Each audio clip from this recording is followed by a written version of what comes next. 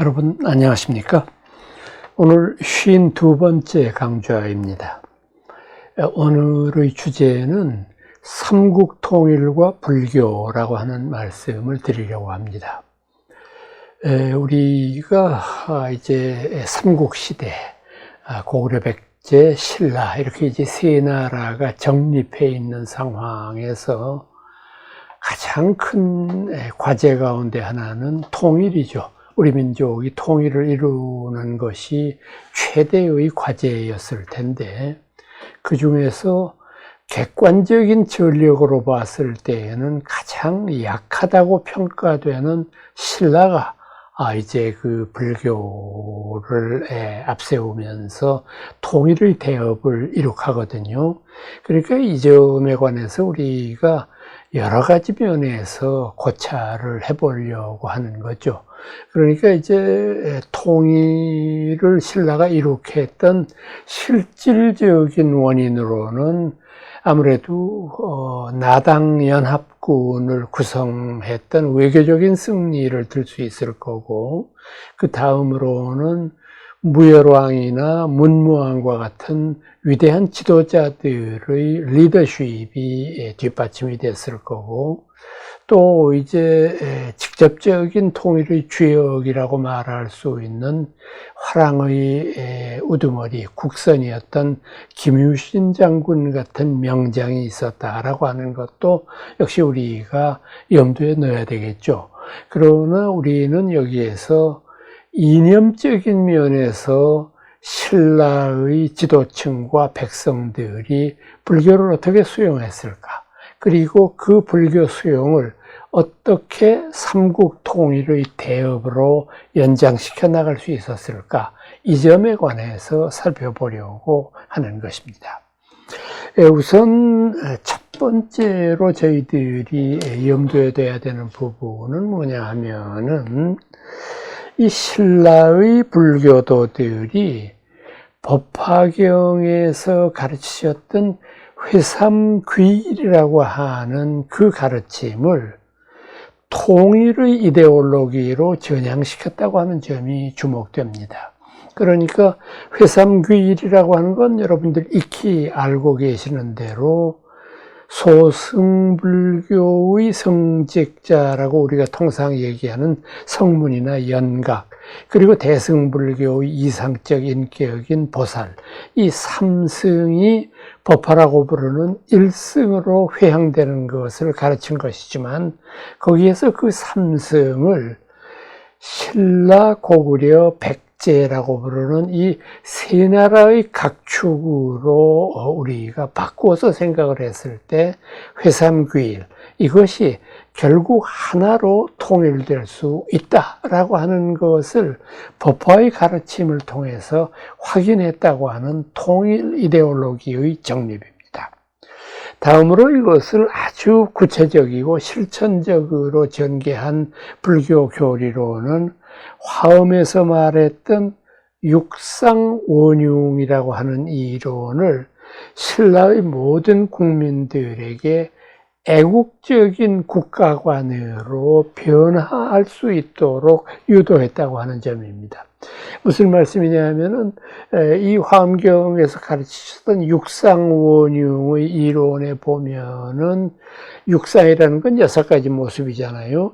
총상과 개별이라고 부르는 별상, 그리고 이제 우리가 모든 것을 다 이룰 수 있다고 이야기하는 동상과 달을 이자를 써서 이상, 그리고 제일 마지막으로는 이룰 성자를 써서 성상과 괴상, 어떤 하나의 목표를 완성시키고 그 다음에 그러기 위해서 있어야 되는 자기 헌신, 이런 얘기를 강조하는데, 이 총이라고 하는 첫머리에 말씀드렸던 건 전체라는 말이거든요.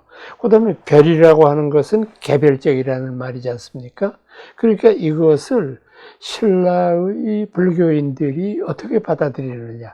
전체라는 건 국가를 가리키는 말입니다. 그리고 개별이라고 하는 건 개별적인 국민을 가리키는 말입니다. 그런데 화엄에서 어떻게 가르치셨냐 하면은, 총이 되기 위해서는 개별적인 것이 있어야 된다. 또 개별적인 것이 아무리 많이 모인다고 할지라도 그 개별적인 것이 하나의 전체라고 하는 것으로 뭉쳐지지 않으면 그 조직은 아무런 힘을 발휘할 수 없다. 그러니까 총이라는 말을 국가로 바꾸고 별이라는 말을 국민으로 바꾸었을 때 국가와 국민은 둘이 떨어질 수 없는 존재이다. 국가는 국민이 없으면 존재할 수가 없다. 국민이 있어야 국가가 있죠. 근데 동시에 국민의 경우에도 국가가 없으면 국민이라고 하는 것은 아주 무력합니다. 우리가 흔히 중학교 다닐 때 사회 시간에 배우지 않습니까? 우리가 뭐 국민의 4대 의무라고 해서 우리가 꼭 버는 만큼 얼마만큼의 세금을 내야 된다든지 남성은 병역 의무를 해야 된다든지 이런 4대 의무를 얘기할 때 국가에서는 우리들한테 세금을 걷어가지만 그 세금을 가지고 뭘 하느냐 하면 국토방위와 치안 유지와 우리 백성들의 생명을 지키는 일에다가 그걸 쓰는 겁니다. 그러니까 백성들을 위해서 국가가 존재하는 이유는 바로 국민의 재산과 생명을 지킬 수 있는 거대한 힘이 있다고 하는 점이 바로 국가의 장점이죠. 그런데 이 거대한 국가의 장점을 발휘하기 위해서는 개별적인 국민이 없으면 아무것도 이룰 수가 없는 것이다. 그러니까 어떤 논리가 성립하느냐 하면 국가 가운데에 국민이 있고 국민 가운데에 국가가 있고 그렇기 때문에 국가는 곧 국민이요. 국민은 곧 국가이다. 이게 이제 이른바 즉중의 논리라고 하는 겁니다. 화엄경에서 얘기했던 앞에서의 중은 가운데 중자를 썼으니까 국가 안에 국민이 있고 국민 안에 국가가 있고 중이죠. 그런데 즉을 쓰면 이거는 반야심경에서 말씀하셨던 색즉시공 곧 그것은 이것과 똑같다니까 곧 국가는 국민이요. 국민은 국가다. 그러니까 이와 같은 애국적인 국가관을 가지게 함으로 말미암아 신라 사람들이 전쟁의 필연성이라고 하는 것을 깨닫게 되고 조국을 위해서 자신을 헌신하는 것이 결코 나의 목숨을 바치는 그런 비참한 행위가 아니다. 내가 조국을 위해서 목숨을 바침으로써 조국에게 플러스가 되고 조국에게 도움이 되는 일이다. 이런 이상을 심어줌으로 말미암아 이 화엄경의 육상원융일해라고 하는 것을 아주 피부로 신라 사람들이 받아들일 수 있게 되었다고 하는 겁니다. 또 불교 사상 중에서 굉장히 이 신라 국민들의 화합을 위해서 큰 몫을 했던 사상이 있습니다. 그건 바로 미타신앙입니다. 아미타신앙이라고 하는 거. 잘 아시는 대로 아미타신앙이라고 하는 것은 대승불교의 내세신앙입니다. 우리가 내세에 선한 일을 했을 경우에 갈 수 있는 곳이 극락이고 우리가 아주 좋지 못한 일을 했을 때에는 육도 윤회 가운데 네 가지의 악도라고 말하는 지옥, 악의, 축생, 수라 이제 이런 그 생명으로 태어날 수밖에 없다. 이렇게 우리가 가르치고 배우지 않습니까? 자, 그런데 이런 것들을 놓고 생각을 했을 경우에 미타신앙이라고 하는 것은 참 우리 백성들에게 희망을 주는 메시지였다고 저는 생각을 합니다. 우리 불교가 철학적으로 아주 위대한 종교이고 또 과학적인 교서를 가지고 있고 많은 사람들에게 이성적으로 접근하는 훌륭한 종교라는 것은 누구나 이해하는 거지만은 종교적인 신심을 북돋우기에는 조금 부족한 면이 없지 않았었는데 이 대승불교가 등장하면서 미타신앙이라고 하는 것이 발전함으로 말미암아 불자들에게 큰 긍지를 갖게 해주지 않았습니까? 그러니까 이 미타신앙은 국민들의 단합을 위한 여러 가지의 면에서 중요한 역할을 했다. 제가 단적으로 말씀을 드리겠습니다. 이 신라가 삼국을 통일하기 위해서는 얼마나 많은 전쟁을 치러야 했습니까? 그래서 제가 뭐 삼국사기에 나오는 전쟁 기록을 하나하나 세어보지는 않았습니다만은 통일을 이루기까지 적어도 수백 차례의 전쟁을 치르지 않을 수 없었을 거예요. 국지전에서부터 전면전에 이르기까지. 그런데 그런 전쟁을 통해서 필연적으로 많은 젊은이들의 목숨이 희생되지 않습니까? 그러면 이것이 뭐 늙은이가 죽은 것도 아니고 이것은 정말 젊고 전도 유망한 이들이 국가의 부름에 따라서 전쟁터에 나갔다가 목숨을 잃은 기가 막힌 경우가 됩니다. 그러면 이것을 국가는 보상을 해줘야 돼요. 그렇잖아요. 군인들이 조국을 위해서 목숨을 버렸는데 그 죽었을 당시에 전과의 어떤 실적에 따라서 좀 더 많은 배품을 줄 수도 있고 조금 줄 수도 있지만 어떻게 하나 죽음에 대한 보상을 해야 되는데 이 보상을 아니 수백 차례의 전쟁을 치르다가 보면 이게 200명, 2,000명 수준이 아니잖아요. 수만 명, 수십만 명의 젊은이들을 위해서 국가가 무슨 수로 보상을 합니까? 도저히 불가능하잖아요. 그렇다고 해서 앞서 말씀드린 대로 그냥 애국적인 면만을 강조한다고 하는 것에는 너무 한계가 있잖아요.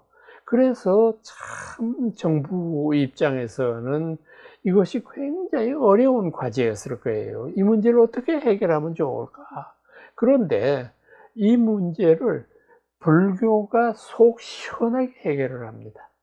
불교는 이런 분들을 위해서 신라 사람들이 즐겨했던 가장 중요한 법회 가운데 하나였던 팔관회라고 하는 것이 바로 이것입니다. 팔관회는 위령제거든요. 그러니까 이것은 전몰의 그 개인 그리고 전몰 유가족 그리고 거국적인 모든 사람들이 동참해서 이분들의 왕생극락을 기원하는 그런 법회였거든요. 이런 팔관후회라고 하는 것을 통해서 많은 이들의 가슴에 응어리진 그런 한을 풀어주거든요. 그러니까 이건 어떤 의미로 보면 정말 불가사의한 일이에요. 많은 유가족들이 눈물을 삼키고 말 그대로 피눈물을 흘리면서 자식의 시신을 앞에 놓고 남편의 시식을 앞에 놓고 그 팔관회라고 하는 엄중한 법회를 마련하는데 들어갈 때는 그렇게 고통스러워하다가 나올 때는 참 편안한 마음으로 나오거든요. 아니 이분들은 조국을 위한 헌신이기 때문에 극락세계에 왕생한다는데야 뭐 할 말이 없잖아요. 아무런 할 말이 없잖아요. 정말 극락세계 왕생이라고 하는 그 하나의 선언이 얼마나 많은 이들의 아픈 가슴과 그들의 씻을 수 없는 상처를 씻었는가. 이걸 여러분들이 생각하셔야 돼요. 그러니까 미타신앙이라고 하는 것은 참 위대한 신앙 형태였어요. 제가 이미 여러분들한테 말씀드렸었습니다만은 문무왕이 암공리 경주입니다. 그곳에서 마련했던 무장사라고 하는 절. 이 무장사라고 하는 절은 왜 무장이냐? 무자는 투구 무자거든요. 병장기를 가리키는 말입니다. 장이라는 건 감춘다는 뜻이잖아요. 땅을 파고 그 병장기를 묻고 그걸 기념하기 위해서 절을 세운 거거든요. 그 무장사의 본전이 뭐였느냐 하면 미타전이었어요. 그러니까 이곳에서 언제나 많은 분들을 위해서 특히 전사하신 분들을 위해서 부처님전에 기도하고 또 왕생극락을 기원하는 연부를 하고 이런 정진을 했던 것이 바로 그 무장사거든요. 그러니까 이런 일들은 모든 신라인들에게 불교가 얼마나 위대한 종교인가라고 하는 것을 각인시키게 하는 계기가 됐을 뿐만 아니라 바로 이런 것을 통해서 불교가 이제 많은 대중들을 위한 위로의 역할을 할 수 있었다라고 하는 점이 중요합니다. 오늘날에도 사실은 마찬가지입니다만은 경우가 조금 다를지는 몰라도 세속적으로 여러 가지의 고통을 겪고 참 어려운 일을 당했을 때 우리가 종교적 신심을 가짐으로써 그걸 치유하는 경우를 얼마나 많이 봅니까? 다 잘 알려진 부처님의 일화 한 토막. 어느 날 부처님을 찾아온 과부가 있었습니다. 이 과부에게는 자기 목숨만큼이나 귀중한 외아들이 있었는데 이 외아들이 벼랑간 질병으로 목숨을 잃게 됩니다. 그래서 이 과부가 부처님한테 와서 떼를 씁니다. 내 아들 살려내라는 거예요. 부처님은 성인이시잖아. 그러니까 내 아들이 이렇게 죽었는데 이걸 어떻게 하든지 살려야 되지 않느냐. 그때 부처님이 잠잡고 이런 말씀을 하시죠. 그대에게 한 가지 청할 것이 있는데 집집마다 다니면서 혹시 사람이 죽어나가 보지 않은 집이 있다고 한다면은 그 집에 불씨를 조금만 걸 하나 얻어와라. 그렇게 해서 조그마한 불씨 한두 개라도 얻어올 수 있다고 한다면 내가 그대 아들을 살려보겠노라. 정말 우리 과부가 너무 기뻐가지고 뭐 아는지 모르는 집 가릴 것 없이 가서 부처님 말씀대로 혹시 이댁에서 안 돌아가신 사람이 돌아가신 적이 없는 그런 집입니까? 뭐 이렇게 물어봤는데 아니 이 세상에 당신이 지금 살고 있는 속에서는 죽은 사람이 없는지 몰라도 아니 우리가 아버지 어머니의 슬하에서 태어났고 조부모님의 밑에서 태어났다고 했을 때 사람이 죽어보지 않은 집이 어디 있습니까? 그러니까 아주 아침 일찍 나갔던 여자가 해질 무렵에 돌아오는데 빈손으로 올 수밖에 없죠. 그래 빈손으로 와서 부처님 아무리 댕겨도 사람 안 죽어본 집이 없네요. 이미 그때 이 보살님의 마음은 치유된 거 아닙니까? 그러니까 부처님이 중생을 교화하는 방법 가운데 자기 연민과 자기 자각이라고 하는 것을 느끼게 하는 이 수준 높은 어떤 교육의 태도도 우리가 배워야 될 필요가 있는 것 아닌가 하는 생각을 갖습니다. 네 번째로 또 우리가 이 불교가 이룩했던 위대한 그 업적 가운데 하나로는 아무래도 화랑을 저희들이 예로 들지 않을 수가 없습니다. 그런데 이 화랑이라고 하는 조직은 뭐 진흥왕 때 이것이 창시되어서 이미 제가 여러분들한테 말씀드렸던 대로 처음에는 원화라고 하는 일종의 그 여인들의 모임으로 이제 조직을 했다가 나중에 불미스러운 일 때문에 그게 폐기되고 남성 위주로 이제 모였는데 이것이 일종의 무사 집단이었다 이렇게 기록하지 않습니까? 그러나 무사 집단이었을 뿐만 아니라 이제 최치원 선생 같은 이가 말한 대로 이 사람들은 풍류도를 이제 그 이해하고 풍류도를 실천할 줄 아는 그런 신라의 젊은이들이었다. 풍류도라고 하는 것이 뭡니까?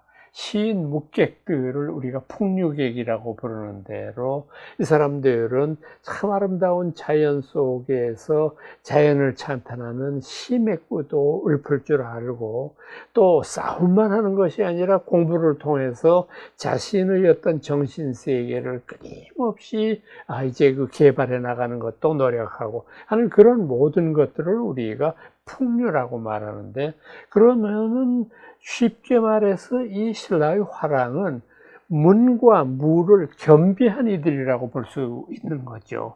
그래서 이 사람들이 공부하는 것을 이제 그 결사하는 것들은 증거로 뭐가 남아 있느냐 하면은 화랑들이 가지고 있었던 미륵신앙을 들 수 있어요. 이미 화랑들의 유명한 그 훈련소로 알려져 있던 단석산 같은 데에 올라가면은 바로 그 단석산에는 마애로 만들어 모신 미륵보살님과 미륵부처님이 계시고, 또 그 옆에는 김유신 장군이 어린 나이에 이곳에 올라서 삼국 통일을 기원하는 기도를 하다가 난승이라고 하는 노인을 만나서 신검을 얻었다. 그 신검을 가지고 바위를 잘랐더니 마치 그 바위가 무조각 잘리듯이 그 신검에 의해서 없어졌다. 지금도 올라가면 그 바위가 그대로 있는데 정말 신통한 바위예요. 칼로 자르듯이 이렇게 판판한 바위라는 것이 이제 그런 식으로 잘리기가 어려운데 참 아주 이 옛날 설화가 맞는 것 같이 느낄 수 있는 그런 그 바위가 있거든요. 그러다가 보니까 그 정상에 있는 그 고사를 그대로 따서 단석산 이렇게 부르지 않습니까? 그러니까 미륵에 대한 신앙과 그리고 그 미륵에 대한 것을 자신들이 실현하려고 하는 용화향도라고 하는 것을 이야기한 것을 말할 수 있습니다. 그 다음에 이제 이분들이 앞서 말씀드렸던 단석산 이외에 또 화랑의 유적지로 굉장히 중요한 데가 남아있지 않습니까? 바로 언양에 있는 반구대라고 하는 데입니다. 그 언양의 반구대라고 하는 데에는 이 화랑들이 낙서한 것으로 보이는, 그러니까 여러 가지 형태로 당신의 이름을 쓰기도 하고, 또는 국가를 위해서 우리가 헌신해야 된다고 하는 맹세의 말씀도 쓰고, 이제 이렇게 써 있는 것들이 있는데, 거기가 결국은 뭐냐 하면 수련도량이었다는 뜻이 되는 거거든요. 그런 것들이 자주 모였다는 뜻이니까. 그러니까 언양, 울산 이 일대도 역시 화랑들의 무대였을 거라고 생각을 합니다. 그러면 이들이 분명히 삼국사기에 나와 있는 대로 화랑들은 자신들의 몸과 마음을 연마하기 위해서 산수를 유람하면서 끊임없이 육체를 단련했다, 이런 그 표현이 나오거든요. 그럼 이게 뭐냐? 이것을 저희들은 화엄경에 나오는 선제동자의 구법 행각을 상징하는 거라고 생각을 하고 있습니다. 그러니까 화엄경의 제일 마지막 품 입법계품에 보면 바로 이 선제라는 이름의 동자가 53선지식을 예방하면서 그분들로부터 가르침을 배우고, 그래서 그 가르침을 자기의 양심으로 삼고, 그렇게 해서 제일 마지막에는 미륵보살을 만나고, 미륵보살의 손가락 튀김에 따라서 자신이 출발했던 그 첫 자리로 다시 되돌아온다고 하는 그런 이제 아주 아름다운 그 구성으로 펼쳐지는 선제동자의 구법 행각인데, 즉 신라의 화랑들은 자기들 스스로를 선제동자로 간주했던 것입니다. 그러니까 나는 선제동자다. 나는 부처님의 가르침을 믿고 따르면서 그것을 내가 모든 이들에게 펼치는 그런 일을 해야 되겠다. 바로 이런 선제의 의미를 간직하고 있는 그것이 바로 화랑이 뜻했던 중요한 의미이다. 그리고 화랑은 실제적으로 신라 삼국의 통일에 있어서 주역 아니었습니까? 그 마지막의 백제의 계백장군과의 결투에서도 여러분들 이제 역사책에서 배우고 계시는 대로 계백의 결사대 5,000명을 김유신의 5만 정예군이 다 해내지를 못했어요. 처음에는 3번 싸워 3번 집니다. 그러니까 백제군의 기세는 갈수록 오르고 이걸 도저히 꺾을 수는 없고, 또 나당연합군에서 소정방이 황해를 가로질러서 서쪽으로 해서 곧바로 백마강으로 이제 진군하기로 돼 있고, 그 다음에 김유신 장군은 이곳 황산보를 격파하면 그 다음에는 뭐 무방비 상태가 되니까 곧바로 사비성으로 서로 진격을 해서 그곳에서 소정방과 만나기로 군약을 했는데 이게 지금 계백장군에게 막혀서 도저히 진군을 못하니까, 그래서 김유신 장군은 군인이니까 여기서는 비상의 결단을 내리는 수밖에 없다. 비상의 결단이라는 건 뭐냐? 신라 군사들의 의협심을 일으키고 그 의협심을 이용해서 오히려 적의 기세보다도 더 신라 군사들의 그 마음이 더 똘똘 뭉쳐지는 그런 계기가 돼야 되겠다. 그렇게 해서 화랑을 동원하지 않습니까? 그래서 화랑에게 자기 희생을 그 설명을 합니다. 그래서 여러분들도 다 아시는 관창이라는 화랑이 자청합니다. 자기 스스로 이제 그 죽음을 자청하면서 이 사람이 이제 그 계백장군의 진영, 백제 진영 앞에 가서 홀로 단기로 가서 이제 그 싸움을 겁니다. 나는 신라의 관창 화랑이다. 그러니까 누구 용기 있는 자 있으면 나와 대결을 벌이자. 그 밖에서 이 성루에서 내려다 보니까 웬 조만한 그 어린애가 하나 와가지고 힘겨워 보이는 창을 들고 까부는 게 너무 무서워서 상대를 안 했어요, 처음에는. 그런데 이튿날에 또 와, 이 녀석이.